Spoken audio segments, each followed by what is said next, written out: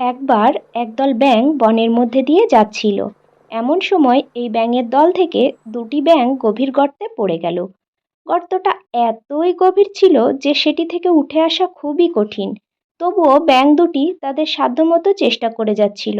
দলের অন্য ব্যাঙগুলো বলাবলি করছিল যে এদের এই গর্ত থেকে বের হয়ে আসার কোনো আশা নেই। কিন্তু অদম্য ব্যাঙ দুইটি চেষ্টা করতেই থাকলো।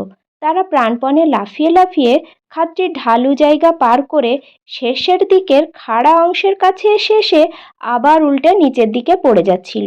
তখন উপরে থাকা বাকি ব্যাঙগুলো চিৎকার করে তাদের বলছিল যে তোমরা কিছুতেই উপরে উঠতে পারবে না, এটি খুবই বড় গর্ত, এখান থেকে উঠে আসা কোনোভাবেই সম্ভব না।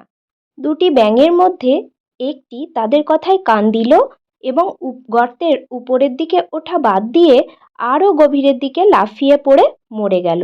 কিন্তু দ্বিতীয় ব্যাঙটি আরও উদ্যম নিয়ে লাফাতে লাগলো, আর উপরে থাকা ব্যাঙেরা আরও জোরে চিৎকার করে বলতে লাগলো, এই বৃথা কষ্ট করো না, মৃত্যুকে সহজ করো।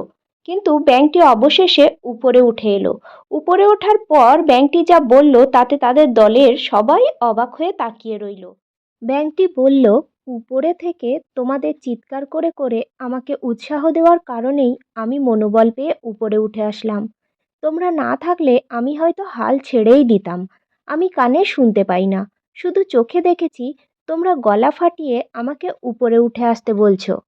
এই গল্পটি থেকে আমরা শিক্ষা পাই যে আশেপাশের মানুষের একটু উৎসাহ মানুষকে কঠিন বিপদেও সামনে এগিয়ে যেতে সাহায্য করে, এবং নেতিবাচক কথায় কান না দিয়ে নিজ লক্ষ্যে অবিচল থাকলে সফলতা আসে।